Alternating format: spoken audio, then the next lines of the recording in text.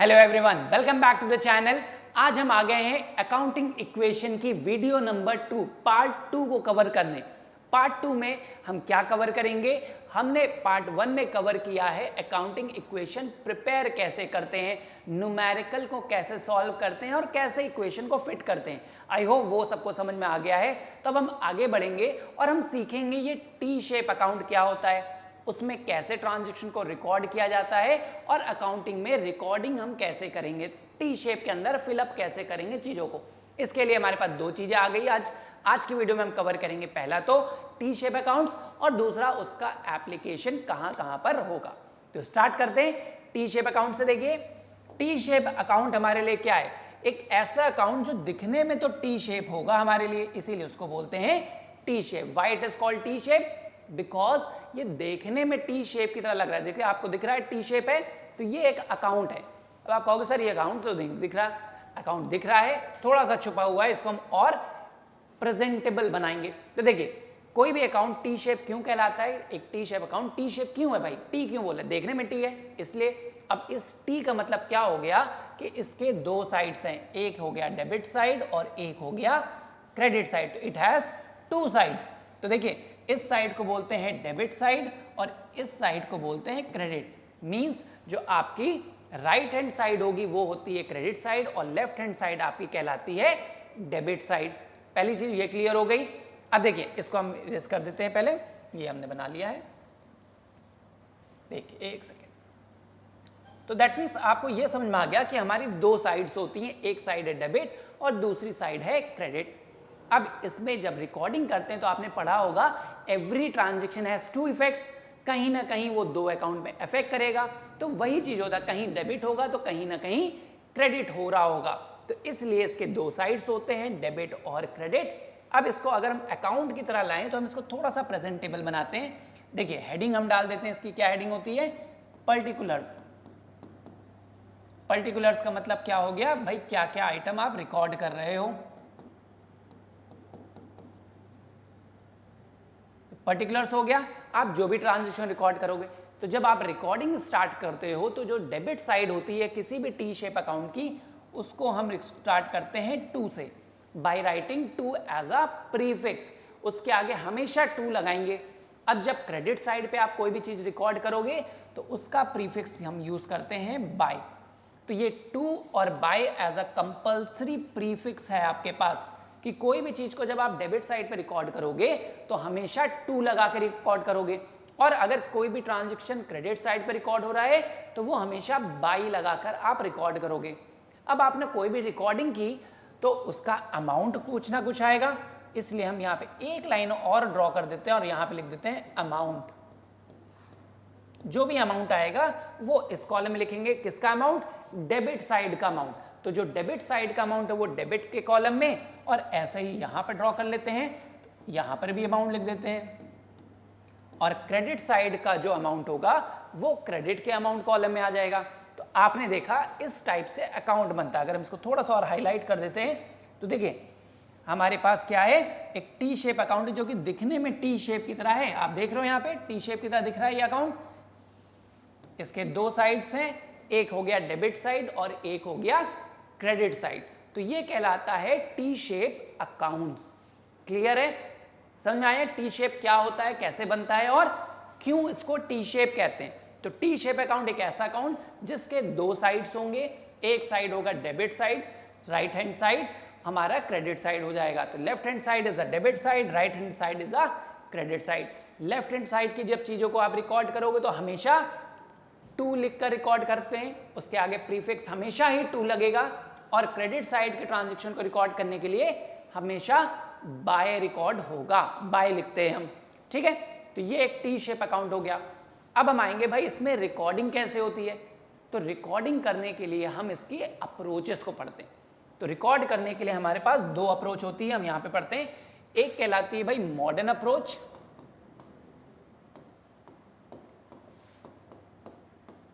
और एक कहलाती है ट्रेडिशनल अप्रोच।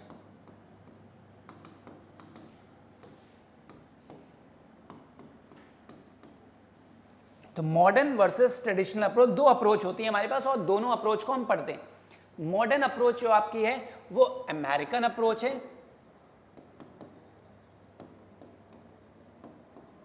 अब आप कहोगे सर अमेरिकन अप्रोच क्यों है?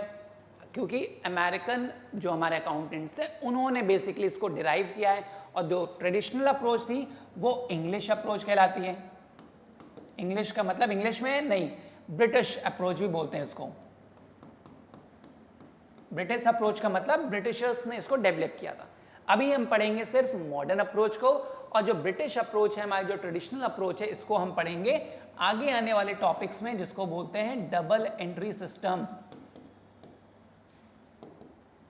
ये आपने पढ़ा होगा डबल एंट्री सिस्टम क्या होता है, डुअल एस्पेक्ट कॉन्सेप्ट जब आपने पढ़ा होगा, अकाउंटिंग प्रिंसिपल वाले वीडियो में जाएंगे तो आपको समझ में आएगा डबल एंट्री सिस्टम क्या था, वहां पे थ्योरेटिकली पढ़ा था।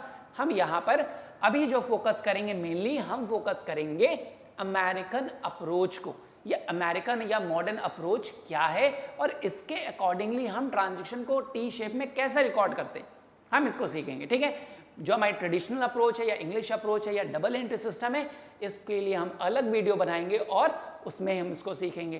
तो आज अभी हम इसको इतने पे छोड़ते हैं, मॉडर्न अप्रोच को देखते हैं। ठीक है, तो मॉडर्न अप्रोच क्या कहती है?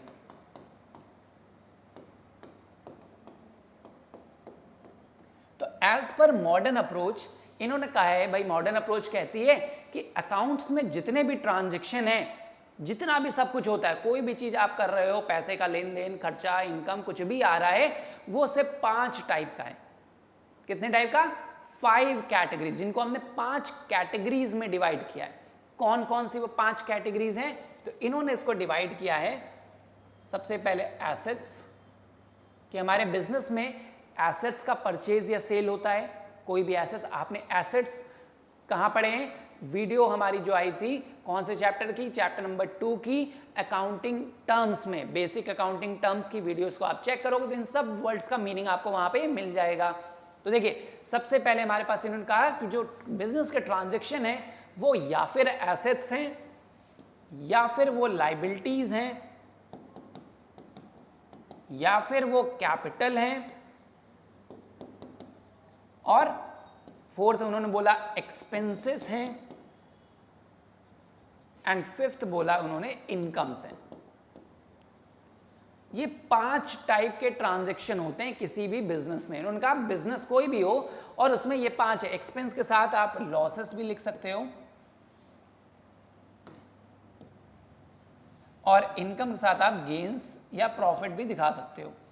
तो इन्होंने कहा कि भाई मॉडर्न अप्रोच कहती है कि भाई अकाउंट्स में जितने भी ट्रांजैक्शन है वो 5 कैटेगरीज में है, यही 5 टाइप के ट्रांजैक्शन है, इन्हीं को आपको रिकॉर्ड करना है। तो कैसे रिकॉर्ड करेंगे भाई? टी शेप में ये क्या रिकॉर्ड होंगे?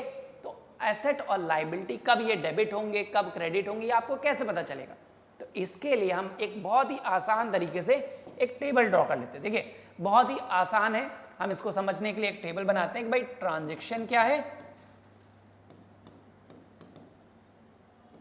हमने इसको लिख लिया, ट्रांजैक्शन कौन कौन से हैं भाई? या फिर एसेट्स हैं हमारे पास, या फिर हमारे पास लाइबिलिटीज हैं, कैपिटल्स होते हैं किसी भी बिजनेस में। कैपिटल ट्रांजैक्शन मतलब ओनर ने जितना भी ट्रांजैक्शन किया, ओनर का पैसा, या फिर आपके पास एक्सपेंसेस होंगे या फिर इनकम्स होंगे। ठीक है, एक्सपेंसेस के साथ लॉसेस भी हैं और प्रॉफिट है इनकम के साथ। ठीक है, तो ये 5 टाइप के ट्रांजैक्शन है। अब ये डेबिट कब होंगे और क्रेडिट कब होंगे? तो कब डेबिट होंगे और कब क्रेडिट होंगे, ये हमें कैसे पता चलेगा? कब किस अकाउंट को डेबिट में करना है और कब किस अकाउंट को क्रेडिट करना है, ये कैसे पता चलेगा? तो बेसिक अगर रूल हम याद रखते हैं कि भाई आपने स्टार्टिंग में पढ़ा, हमने आपको स्टार्टिंग में ही बताया कि जो भी transaction most of the time favourable होगा वो डेबिट में चला जाएगा और अनफेवरेबल क्रेडिट में आ जाएगा। डेबिट साइड को हम क्या बोलते हैं? फेवरेबल साइड, और क्रेडिट को बोलते हैं अनफेवरेबल साइड। ये फेवरेबल और अनफेवरेबल किसके हिसाब से? बिजनेस के अकॉर्डिंगली होना चाहिए, बिजनेस के पॉइंट ऑफ व्यू से।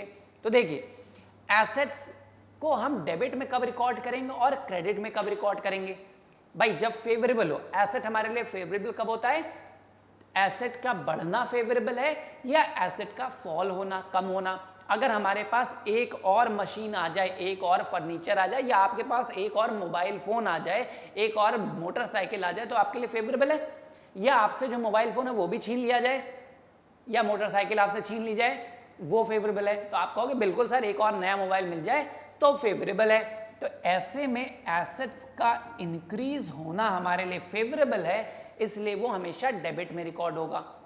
और एसेट का डिक्रीज होना हमारे लिए अनफेवरेबल हो जाएगा, इसलिए उसको हम क्रेडिट में रिकॉर्ड करेंगे। तो आप याद रखिए, एसेट्स जब भी इंक्रीज होंगे, बढ़ेंगे तो डेबिट, और जब भी घटेंगे तो क्रेडिट। लाइबिलिटीज में आते हैं। अगर लाइबिलिटीज का मतलब हमारे डेट्स, हमारी उधारी, हमारा फाइनेंशियल बर्डन कितना है। अगर हमारा फाइनेंशियल बर्डन बढ़ जाए, भाई आपके ऊपर उधारी बढ़ जाए, एक महीने का रेंट पे करना है और हो जाए भाई रेंट हमारे लिए, या किसी से उधार पैसे लेते वो वापस करना है, तो लाइबिलिटीज बढ़ने के केस में हमारे लिए सिचुएशन क्या हो जाएगी, अनफेवरेबल। इसलिए लाइबिलिटीज का बढ़ना अनफेवरेबल होता है और इसलिए उसको क्रेडिट साइड में रिकॉर्ड करते हैं। वेरएज अगर लाइबिलिटीज घट जाए, हमारी उधारी कम हो जाए, तो हमारे लिए बहुत अच्छी बात है, हमारे बिजनेस के लिए फेवरेबल है। इसलिए लाइबिलिटीज का डिक्रीज होना हमारे लिए, लाइबिलिटीज का डिक्रीज होना हमारे लिए फेवरेबल होता और डेबिट किया जाता है। तो आपने चेक किया, एसेट्स का बढ़ना डेबिट होता है और घटना क्रेडिट, और इसी का जस्ट ऑपोजिट होता है लाइबिलिटीज। लाइबिलिटीज का बढ़ना हमारे लिए अनफेवरेबल है, इसलिए क्रेडिट होगा, और लाइबिलिटी जब भी डिक्रीज होंगी तो फेवरेबल सिचुएशन है फर्म के लिए, इसलिए वो डेबिट होंगी। सिमिलरली कैपिटल, कैपिटल आपने पढ़ा था इंटरनल लाइबिलिटी होती है, ओनर की लाइबिलिटी है, जो हमें ओनर को पैसा देना है। तो लाइबिलिटी भाई ओनर की हो या किसी थर्ड पार्टी की हो, तो जब भी आप ओनर से पैसे ज्यादा लोगे तो आपके ऊपर और आपका मतलब यहाँ पे बिजनेस से, बिजनेस जब भी ओनर से पैसा ले रहा है, कैपिटल बढ़ रही है तो ओनर से पैसा ले रहा है, तो वो लाइबिलिटी बढ़ रही है। तो कैपिटल का बढ़ना भी हमारे लिए, या हमारे मतलब बिजनेस के लिए मैं बोल रहा हूँ बार, तो बिजनेस के लिए एक एडिशनल लाइबिलिटी बढ़ जाती है। कैपिटल बढ़ रहा है तो हमारे लिए अनफेवरेबल सिचुएशन है, क्योंकि हमको वाइंडिंग अप के टाइम पे ज्यादा पैसा देना पड़ेगा। और कैपिटल का कम होना किसी भी बिजनेस के लिए बहुत अच्छी सिचुएशन है, बिजनेस के पॉइंट ऑफ व्यू से, not from the owners point of view. Business के हिसाब से बिजनेस के बोरोइंग कम हो रहे, भाई उधारी कम हो रही है, कैपिटल एक उधारी है बिजनेस के लिए, तो वो उधारी कम हो जाए तो बहुत बढ़िया है। इसलिए लाइबिलिटी का कम होना और कैपिटल का कम होना दोनों ही बिजनेस के लिए फेवरेबल है, और दोनों केस में हम उसको डेबिट में दिखाएंगे। समझ आ गया? अब आते हैं एक्सपेंसेस पे। अब किसी भी बिजनेस के लिए खर्चा होना यानी एक्सपेंस का बढ़ना हमेशा फेवरेबल माना गया है। अब यहाँ पे बच्चा कंफ्यूज होता है कि सर एक्सपेंस का बढ़ना फेवरेबल कैसे, हम तो खर्चा कर रहे हैं, पैसा भी जा रहा है, तो फेवरेबल कैसे? ये आप देख रहे हो, आपको बिजनेस के हिसाब से सोचना है। अगर बिजनेस ने एक्सपेंस किया, अभी आपने अकाउंटिंग इक्वेशन पढ़ा, पिछला वीडियो आपने देखा, तो उसमें क्या था, जब भी आप एक्सपेंस पे करते हो तो कैश भी कम होता है और कैपिटल भी कम होती है, और कैपिटल हमारे लिए लाइबिलिटी, उधार है, बर्डन है। तो किसी भी एक्सपेंस या लॉस की वजह से हमेशा क्या होता है, कैपिटल कम होती है। जब आप ज्यादा पेमेंट करोगे, ज्यादा एक्सपेंस करोगे, तो कैपिटल भी कम होगी, और कैपिटल का कम होना हमारे लिए फेवरेबल होता है। इसीलिए एक्सपेंस जब आप ज्यादा पे करते हो, जैसे जैसे आप ज्यादा एक्सपेंस पे करोगे, फर्म की कैपिटल उतनी उतनी कम होती जाएगी, और कैपिटल कम हो रही है तो फर्म के लिए उधारी कम हो रहा है, भाई उसका बर्डन कम हो रहा है, इसलिए उसको फेवरेबल माना है। और इसी तरह अगर एक्सपेंस डिक्रीज हो जाए तो हमारे लिए अनफेवरेबल सिचुएशन है। क्यों? क्योंकि कैपिटल को वो कम नहीं कर रहा, कैपिटल बढ़ेगी उस केस में, कैपिटल कम नहीं होगी तो लायबिलिटी बनी रहेगी हमारे लिए, इसलिए अनफेवरेबल है। सिमिलरली इनकम का बढ़ना हमारे लिए अनफेवरेबल माना जाता है। क्यों माना जा रहा है? आप तो कहोगे सर पैसे आ रहे हैं, नहीं, पैसे तो आ रहे हैं, लेकिन ये क्या बढ़ा रहा है, कैपिटल को बढ़ा दे रहा है। अब बंद होने के टाइम पर हमको और ज्यादा पैसे देने पड़ेंगे ओनर को, हम मतलब बिजनेस को ज्यादा मनी रिफंड करना पड़ेगा, रिटर्न करना पड़ेगा वाइंडिंग अप के टाइम पे। तो इनकम का बढ़ना कैपिटल को बढ़ाता है, इसलिए उसको अनफेवरेबल माना है और क्रेडिट साइड पर रिकॉर्ड करते हैं। सिमिलरली अगर इनकम कम हो जाए, भाई डिक्रीज हो जाए इनकम, तो हमारे लिए बढ़िया है कि भाई इनकम कम होगी तो कैपिटल भी कम हो जाएगा, कैपिटल कम होगा तो फेवरेबल सिचुएशन है। तो इन शॉर्ट आप ये देखिए यहाँ पर कि ये दोनों केस क्या करते हैं कि ये आपकी कैपिटल को कम करते हैं, कैपिटल इन केसेस में रिड्यूस हो रही होती है, इसलिए ये फेवरेबल हैं और डेबिट होते हैं। और इन दोनों सिचुएशन में क्या हो रहा होता है, कैपिटल इंक्रीज हो रहा होता है, इसलिए अनफेवरेबल हैं। आपको समझ में आया? तो जो हमारा मॉडर्न अप्रोच है, मॉडर्न अप्रोच यानी अमेरिकन अप्रोच है, वो ट्रांजैक्शन को किस तरह का रिकॉर्ड करता है, कहता है कि भाई आपके ट्रांजैक्शन 5 टाइप के हैं, इन पांचों को एसेट के बढ़ने पे डेबिट कर दो, घटने पे क्रेडिट कर दो। लायबिलिटी के बढ़ने पे उसको क्रेडिट करके दिखाओ क्योंकि लॉस है, और डेबिट करने पे कम कर दो, यानी फायदा है तो डेबिट कर दो उसको। कैपिटल अगर बढ़ रहा है तो लॉस है, डेबिट कर दो, और अगर घट रहा है तो हमारे लिए फेवरेबल है, इसलिए डेबिट कर दो। एक्सपेंस और इनकम के लिए भी सेम रूल चलता है। तो ये कहता है हमारा कौन सा अप्रोच, मॉडर्न अप्रोच। अब इसी के बेसिस पे अगर हम पीछे आते हैं और देखते हैं हमारा टी शेप अकाउंट, तो ये हमारा टी शेप अकाउंट था। अब यहां पर आप इसको कैसे रिकॉर्ड करोगे, तो आपने भाई बताया कि बाई और टू करके रिकॉर्ड करते हैं, पहली चीज तो रूल याद है।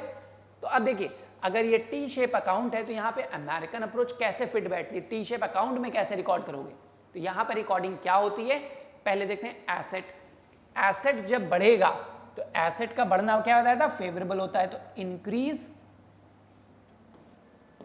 इन एसेट्स आप हमेशा डेबिट करोगे, डेबिट साइड पर रिकॉर्ड होगा। और एसेट का डिक्रीज होना क्या बताया था, अनफेवरेबल क्रेडिट होगा, तो आप डिक्रीज इन एसेट, कोई भी एसेट अगर डिक्रीज हो रहा है तो उसको क्रेडिट साइड पर रिकॉर्ड करोगे। समझ में आया? अभी आपने यहां देखा ना, फेवरेबल अनफेवरेबल, एसेट का बढ़ना फेवरेबल होता है इसलिए डेबिट होता है, और घटना अनफेवरेबल। ये कौन कह रहा है, अमेरिकन या मॉडर्न अप्रोच। इसलिए जब भी एसेट बढ़ेगा तो डेबिट साइड और घटेगा तो क्रेडिट साइड पे। क्लियर है?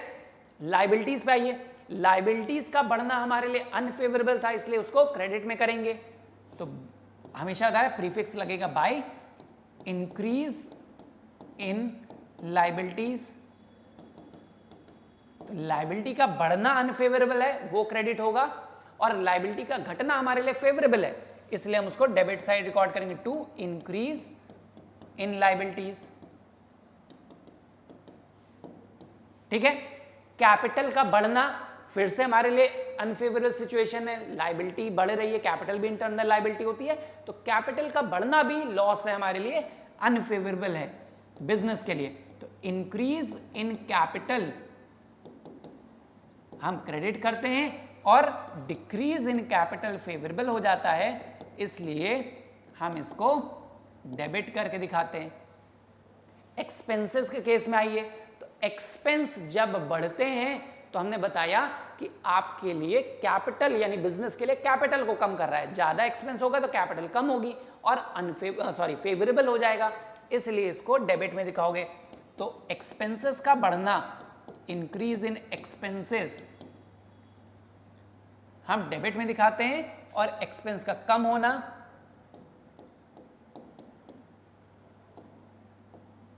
डिक्रीज इन एक्सपेंसेस हम क्रेडिट में दिखाते हैं। और पांचवा आइटम था इनकम। इनकम का बढ़ना हमारे लिए अनफेवरेबल होगा, तो बाय इंक्रीज इन इनकम, तो जब भी इनकम बढ़ेगी तो वो किधर दिखाएंगे, क्रेडिट साइड पर, और इनकम जब भी डिक्रीज होगी तो हमारे लिए फायदा है, वो हमारे लिए डेबिट होगा। तो इस तरीके से हम टी शेप अकाउंट्स बनाते हैं। अगर कभी भी आप कोई भी अकाउंट बना रहे हो तो हमें इन रूल को फॉलो करना है कि भाई डेबिट क्या होगा, एसेट का बढ़ना, लायबिलिटी का घटना, सॉरी यहां पे हमने इंक्रीज लिख दिया ना, ये डिक्रीज होगा, एक सेकेंड, ठीक है, इसको हम डिक्रीज करेंगे। हाँ, तो एसेट का बढ़ना, लायबिलिटी का कम होना, कैपिटल का कम होना, एक्सपेंसेस का बढ़ना और इनकम का कम होना, ये सारी फेवरेबल सिचुएशंस हैं, इसलिए इन सारे केसेस में हम जो टी शेप है उसमें इनको डेबिट पर दिखाते हैं। ठीक है, इसी तरह क्रेडिट में दिखाते हैं। तो रूल आपको बेसिक याद होना चाहिए कि भाई एसेट्स के लिए हमारा मॉडर्न अप्रोच क्या कहता है, ये रूल हैं।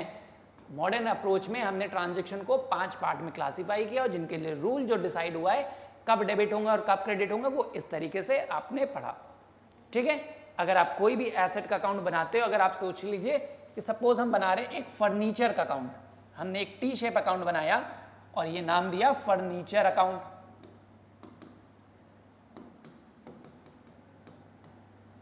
तो फर्नीचर अकाउंट में आप पर्टिकुलर्स अमाउंट, पर्टिकुलर्स अमाउंट, एक एग्जांपल लेते हैं। तो फर्नीचर ये क्या हो गया हमारे लिए, पहले तो इसमें डेबिट साइड ये हो गई, आपकी क्रेडिट साइड ये हो गई। तो सबसे पहले अगर आप देखोगे तो फर्नीचर हमारे लिए क्या है, एक एसेट है, ठीक है। एसेट के केस में आपने क्या पढ़ा था, जब भी एसेट बढ़ेगा फेवरेबल है इसको डेबिट साइड। तो जब भी आप एसेट को परचेज करोगे तो अब बढ़ेगा, तो टू परचेज ऑफ एसेट्स, आपका जब भी एसेट परचेज होगा उसको आप डेबिट में लिखोगे।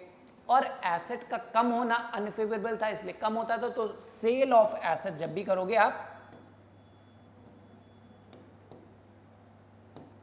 एसेट का मतलब यहां पे क्या हो गया, फर्नीचर। तो फर्नीचर का सोल्ड होना और फर्नीचर का परचेज होना आप कैसे दिखाओगे, टी शेप में। जब भी आप फर्नीचर को परचेज करोगे तो वो डेबिट साइड दिखाओगे, और जब भी सेल करोगे फर्नीचर को तो उसको क्रेडिट साइड पर दिखाओगे। किस अकाउंट के, फर्नीचर अकाउंट। क्यों, क्योंकि फर्नीचर एक एसेट का अकाउंट है। तो जब भी किसी एसेट के अकाउंट को बनाओगे तो आपने रूल क्या पढ़ा, एसेट में जब भी बढ़ेगा तो डेबिट, घटेगा तो क्रेडिट। और वही रूल आपको अप्लाई करना है कि भाई फर्नीचर एसेट था, जब भी फर्नीचर बढ़ रहा है, कब बढ़ेगा, जब आप फर्नीचर को खरीदोगे। तो जब जब फर्नीचर खरीदा जाएगा, परचेज होगा, आप डेबिट साइड रिकॉर्ड करोगे, और जब जब आप फर्नीचर को सोल्ड कर दोगे उसको क्रेडिट साइड लिखोगे। आई होप समझ में आ गया है। तो टी शेप अकाउंट क्या होते हैं हमारे, और इनका एप्लीकेशन कैसे होता है ये आपने समझा। ये टी शेप अकाउंट हो गया हमारा, इनका एप्लीकेशन कैसे होगा, कब ये डेबिट होते हैं, इनमें रिकॉर्डिंग कब क्रेडिट में होती है। तो ये रिकॉर्डिंग हमने किस बेसिस पे पढ़ा, अमेरिकन या मॉडर्न अप्रोच पे। ट्रेडिशनल अप्रोच हम नेक्स्ट वीडियो में पढ़ेंगे, अभी नहीं पढ़ेंगे। और रूल क्या कहता है, मॉडर्न अप्रोच ने कहा कि भाई आपके ट्रांजेक्शन 5 टाइप के हैं, इन 5 को कैसे रिकॉर्ड करना है, इस रूल के अकॉर्डिंगली रिकॉर्ड करना है। आई होप ये चीजें समझ में आ गई होंगी आपको। टिल देन आप पढ़ते रहिए इसको, keep studying and will meet again in the next video. Thank you so much for joining. Till then, bye-bye.